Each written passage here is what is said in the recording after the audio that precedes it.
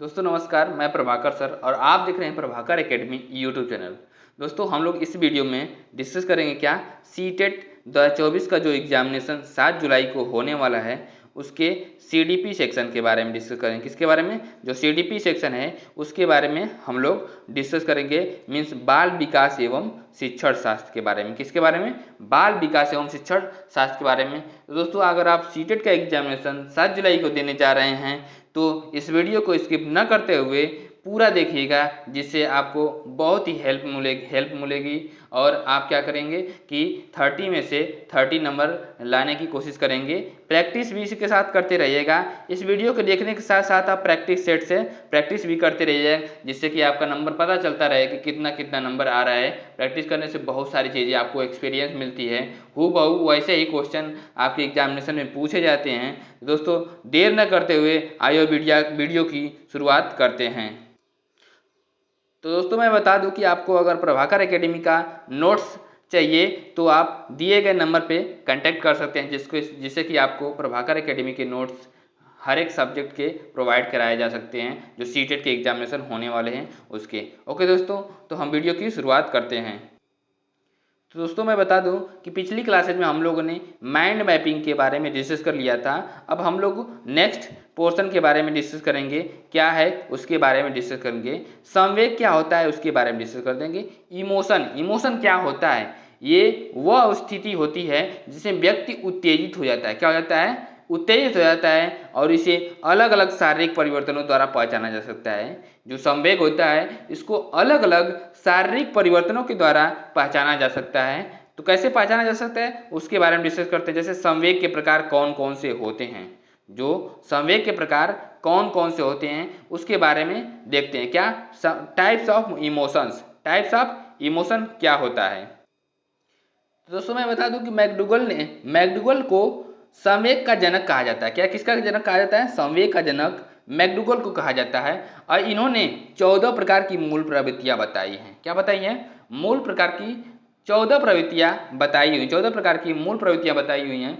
ये चीज़ें आप क्या समास में भी पढ़ते हैं। अस्थाई भाव जो चीज़ें होती हैं उसमें वहाँ पे भी पढ़ते हैं और ये मैकडूगल ने बताया यहाँ पे। ठीक है, तो मूल प्रवृत्तियां कौन कौन सी होती हैं और संबंधित संवेग क्या होता है उसके बारे में डिस्कस करें। जैसे पलायन स्केप क्या होता है और इससे संबंधित संवेग क्या होता है? तो फियर होता है। कोई डरेगा तभी वहां से पलायन कर जाएगा, भाग जाएगा। ठीक है। युयुत्सा क्या होता है? कॉम्बैट क्या होता है? क्रोध होता है।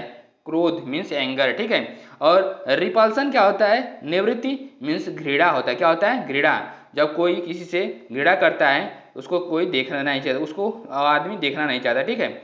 अब जिज्ञासा क्या? क्यूरियोसिटी क्या होता है? आश्चर्य होता है कि जानने की जिज्ञासा, किसी भी चीज के बारे में जानने की जिज्ञासा को हम क्या बोलते हैं? क्यूरियोसिटी बोलते हैं। ठीक है। शिशु रक्षा मीन्स पैटर्नल क्या होता है? पेरेंटल क्या होता है?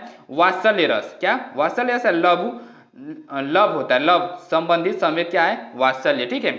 अब शरणागति क्या होता है? अपील क्या होता है? विषाद होता है। विषाद डिस्ट्रेस होता है।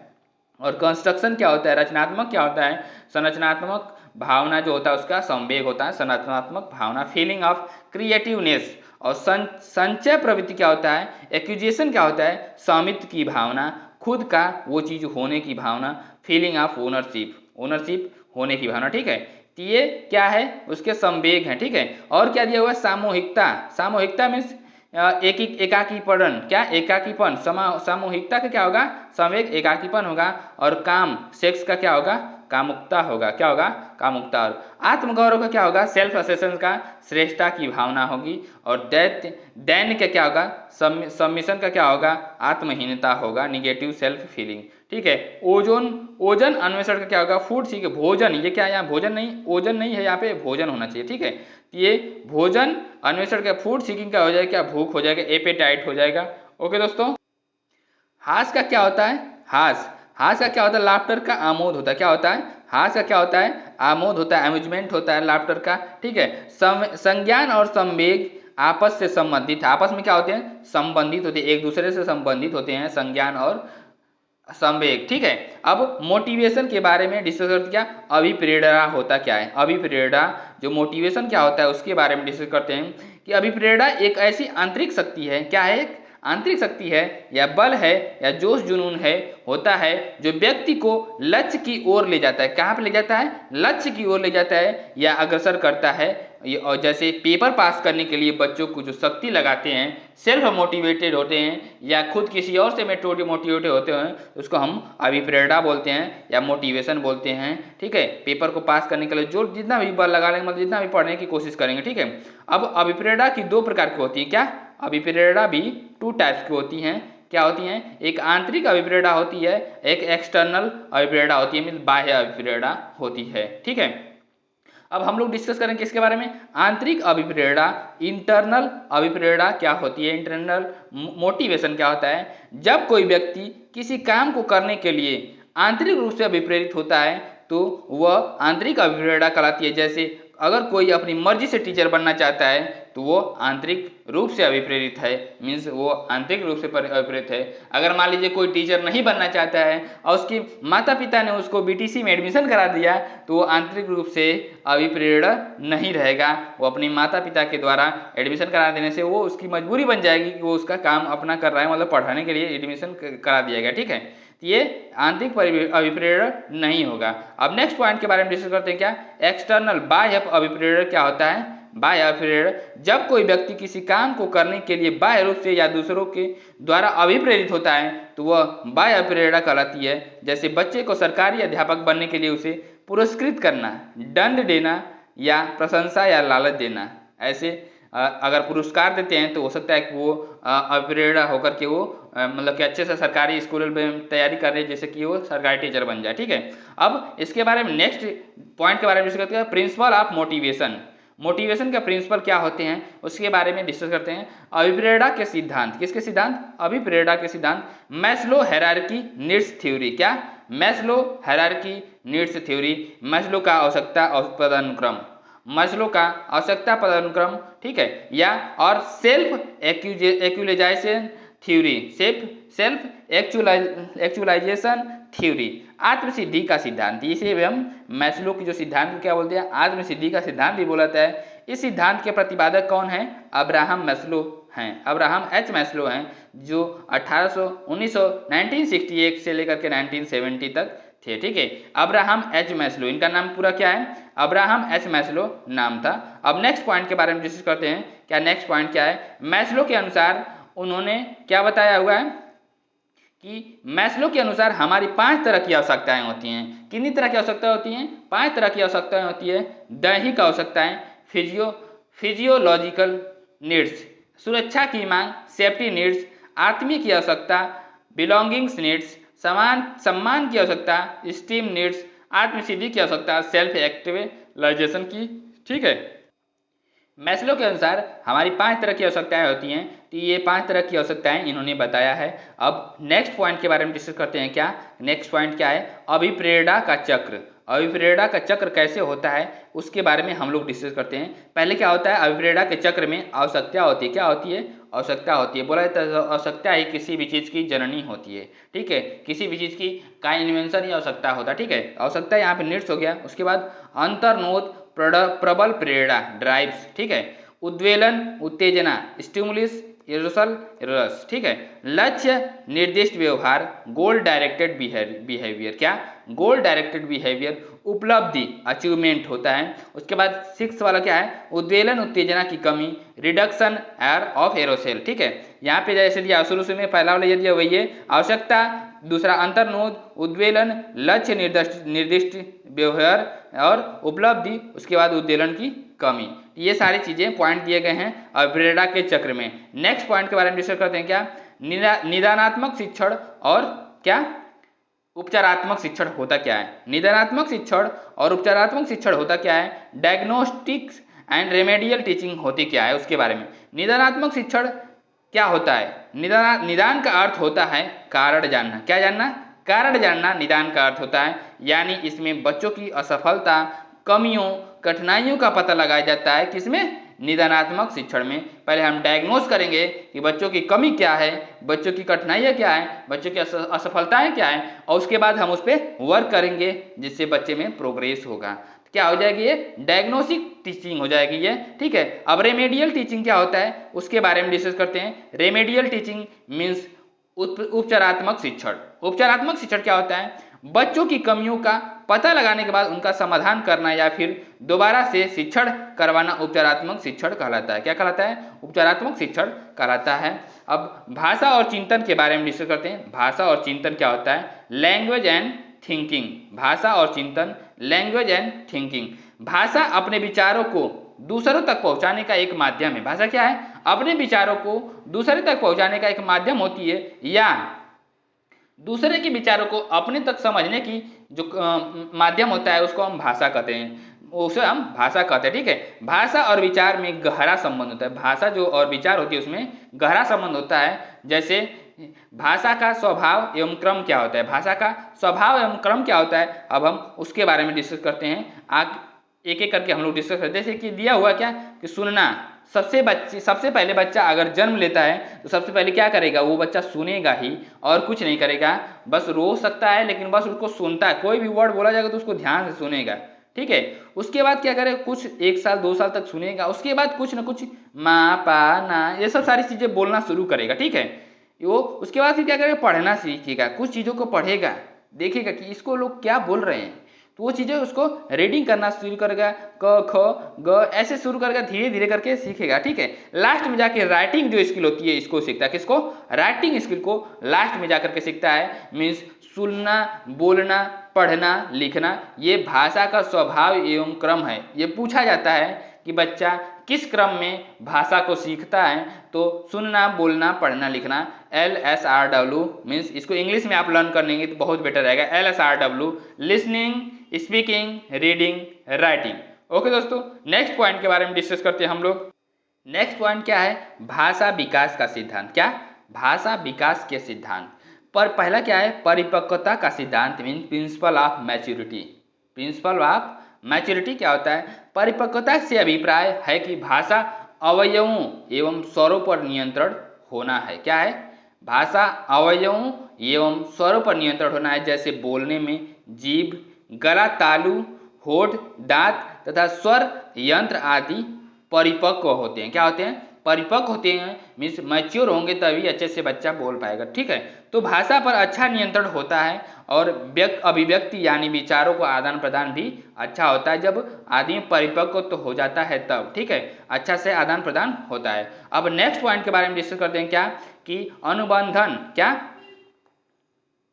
पॉइंट है, अनुबंधन किसी वस्तु से जोड़कर बताना। क्या, किसी वस्तु से किसी चीज को अगर हम जोड़ करके बताते हैं तो वो बच्चा बहुत तेजी से सीखता है, ठीक है।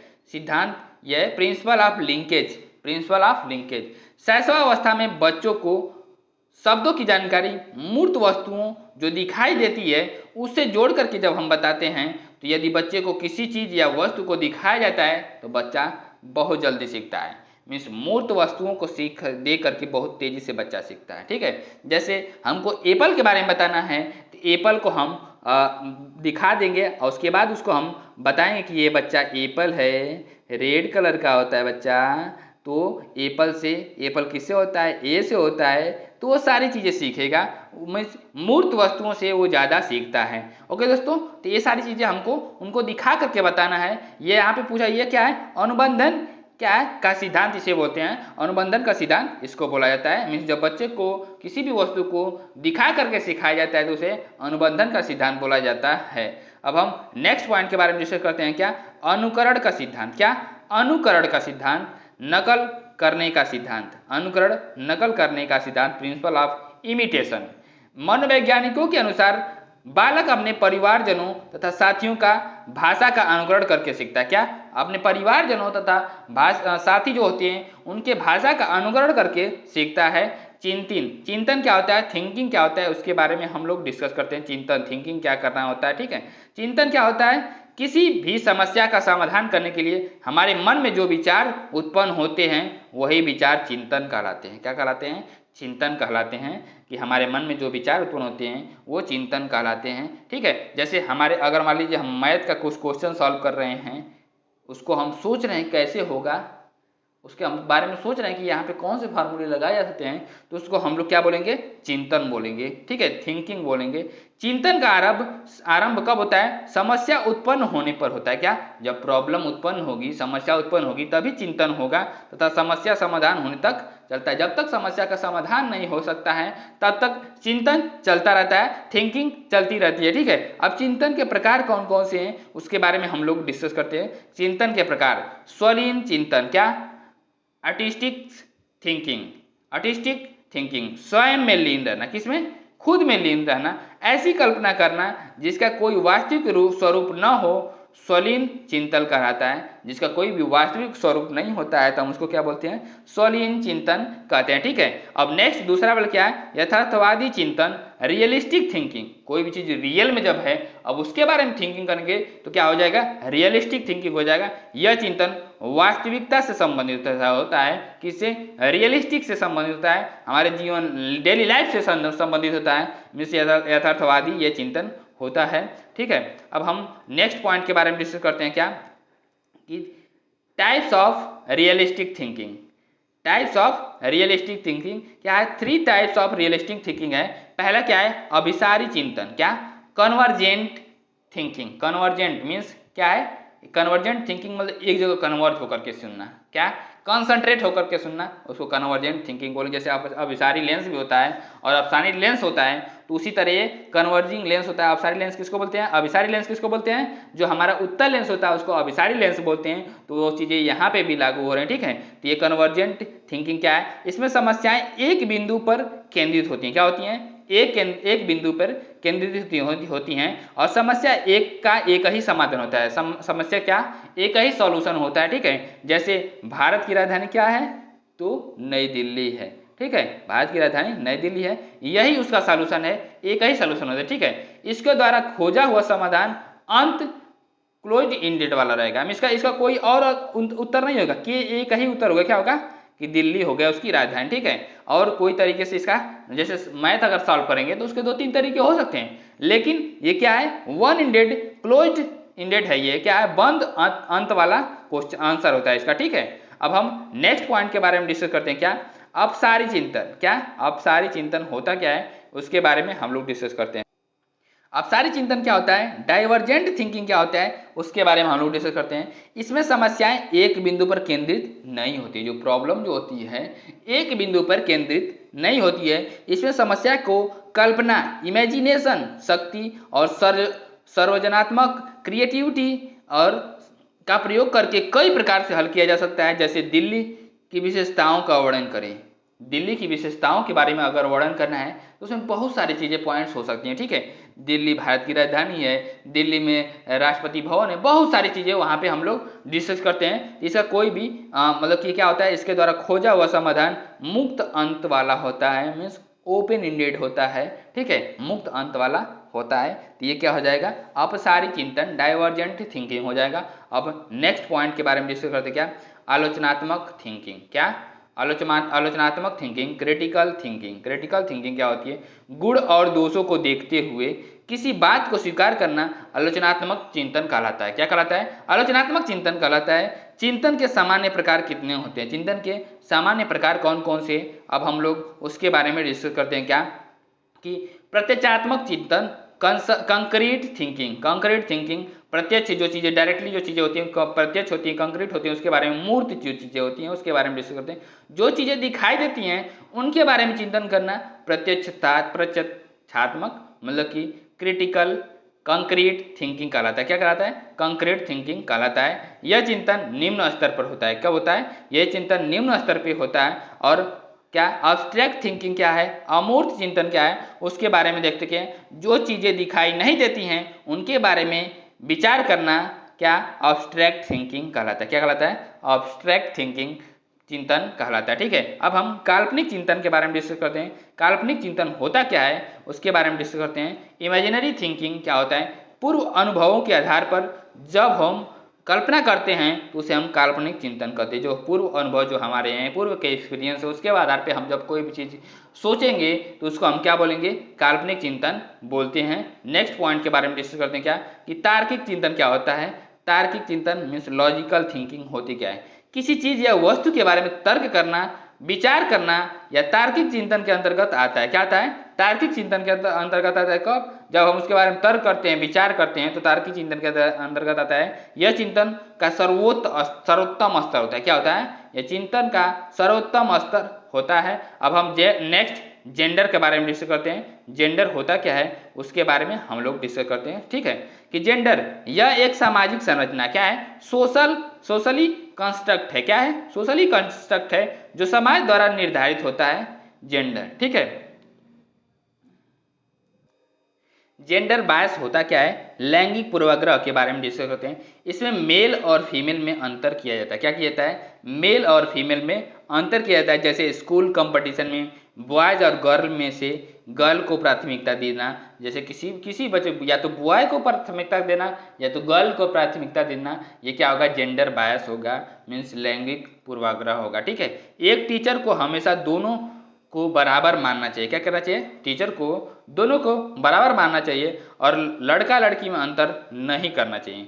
ओके दोस्तों, अब हम लोग डिस्कस करते हैं कि लैंगिक रूढ़िवादिता होती क्या है, जेंडर स्टीरियोटाइप होता क्या है। जो चीजें तथ्य से पहले चलती आ रही हैं, क्या? जो चीजें तथ्य से पहले चलती आ रही हैं उसी को मानना जेंडर स्टीरियोटाइप कहते हैं। जैसे महिला घर में काम करती हैं और पुरुष बाहर के, ये जेंडर स्टीरियोटाइप है। ठीक है, मीन्स ऐसा कोई जरूरी नहीं है कि महिला घर में अंदर काम करती है और जो पुरुष होंगे वो बाहर काम करेंगे।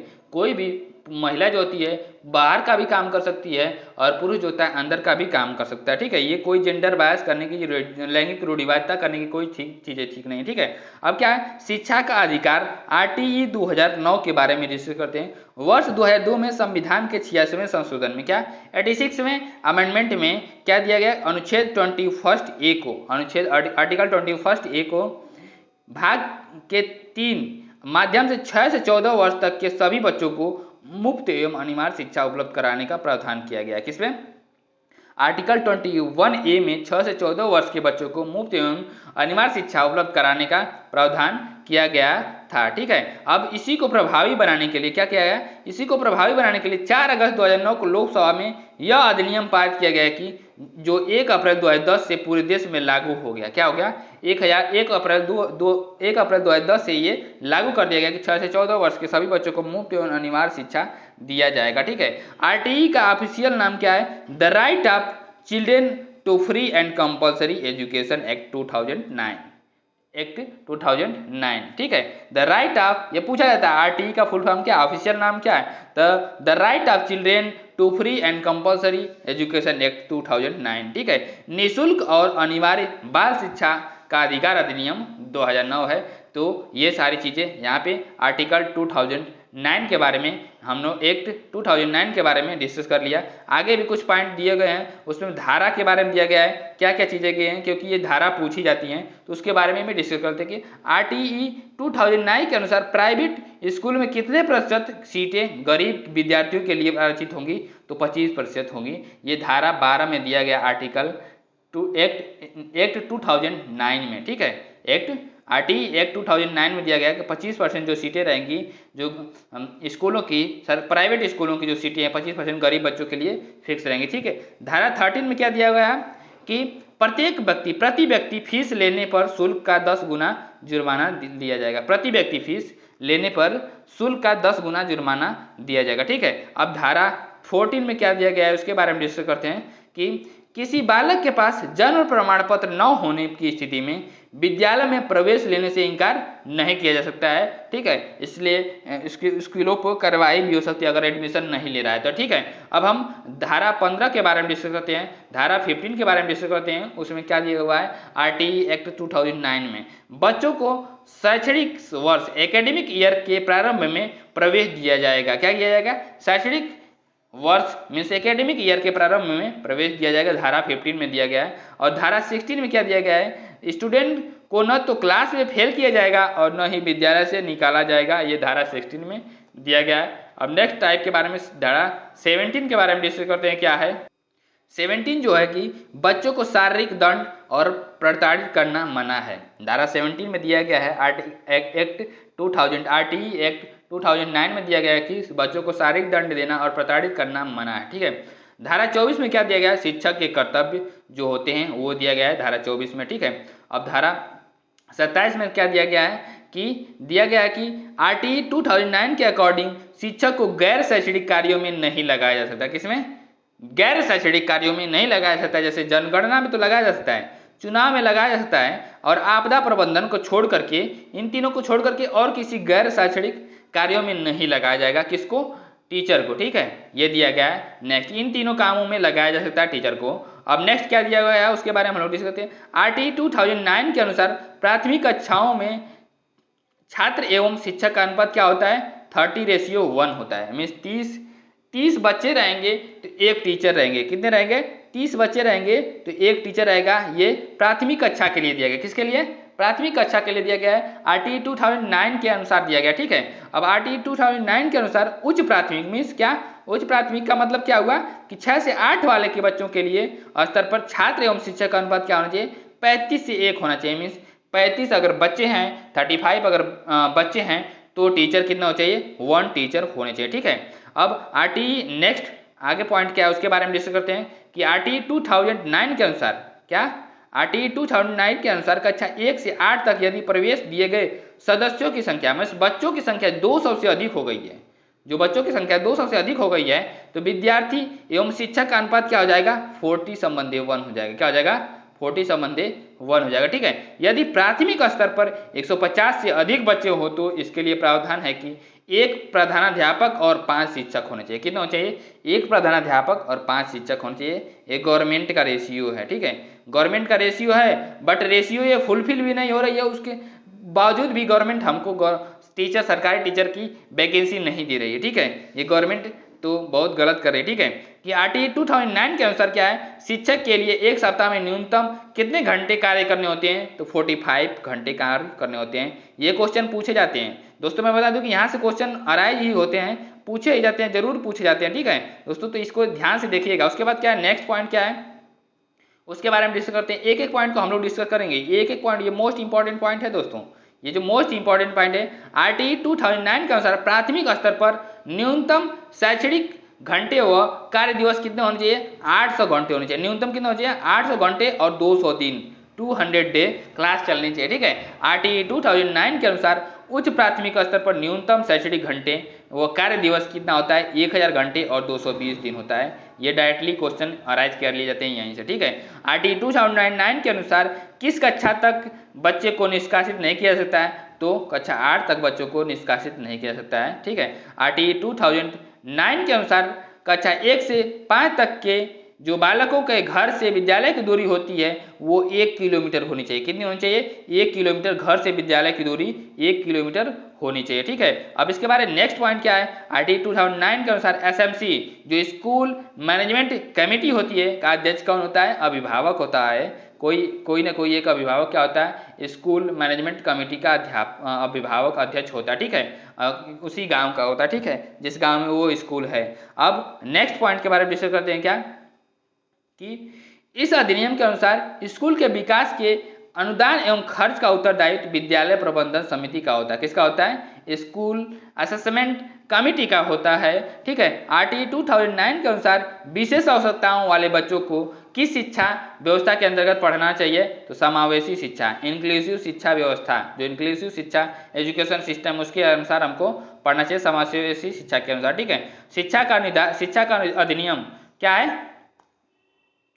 शिक्षा का अधिकार अधिनियम 2009 के क्रियान्वयन के बाद कक्षा आयु के अनुसार अधिक समझाती होती। क्या होती है? आयु के अनुसार अधिक समझाती होती। ठीक है, आरटीई 2009 के अकॉर्डिंग दिव्यांग बच्चों के लिए मुफ्त शिक्षा 18 वर्ष होती है। क्या उस तरह तो 6 से 14 वर्ष तक होती है, लेकिन जो दिव्यांग बच्चे होते हैं उनके लिए 6 से लेकर के 18 वर्ष तक होती है। अब हम एनसीएफ 2005 के बारे में डिस्कस करेंगे। एनसीएफ 2005 क्या है हम लोग उसके बारे में डिस्कस करेंगे क्या है। ठीक है, तो क्या है एनसीएफ 2005? राष्ट्रीय पाठ्यचर्चा की रूपरेखा 2005 नेशनल करिकुलम फ्रेमवर्क 2005, ठीक है। राष्ट्रीय पाठ्यचर्या की रूपरेखा 2005 एक ऐसा दस्तावेज है जिसमें ऐसे विषयों पर चर्चा की गई है कि बालकों को क्या और किस प्रकार से पढ़ाया जाना चाहिए। एनसीएफ 2005 में ये बताया गया है कि बालकों को कैसे पढ़ाना है और क्या पढ़ाना है, ये सारी चीज़ें बताई गई हैं। अब हम नेक्स्ट पॉइंट के बारे में डिस्कस करते हैं क्या कि राष्ट्रीय पाठ्यचर्या की रूपरेखा 2005 के मार्गदर्शी सिद्धांत कौन कौन से हैं। क्या ज्ञान को स्कूल के बाहरी जीवन से जोड़ना, जो हमारा डेली लाइफ है, जो हमारा बाहरी जीवन है, उसको हम जोड़ेंगे ज्ञान को। जब ज्ञान को, उस चीज़ों को जोड़ेंगे तो हमारा जो ज्ञान होगा फिक्स होगा, मीन्स वो जल्दी खत्म नहीं होगा, रॉट लर्निंग नहीं होगी। Knowledge should be linked to the outdoor life of the school, ठीक है। पढ़ाई को रटंत्र प्रणाली से मुक्त किया जाना चाहिए। पढ़ाई को जो है रटंत्र प्रणाली से हमको मुक्त करना चाहिए, ठीक है। जो study should be freed from the rote learning, rote system से हमको क्या करना चाहिए, फ्री करना चाहिए। पाठ्य चर्चा पाठ्य पुस्तक केंद्रित नहीं होना चाहिए। फिर जो पाठ्य चर्चा है पाठ्य पुस्तक केंद्रित नहीं होना चाहिए, ठीक है। Curriculum should not be text book centred, text book centre नहीं होना चाहिए।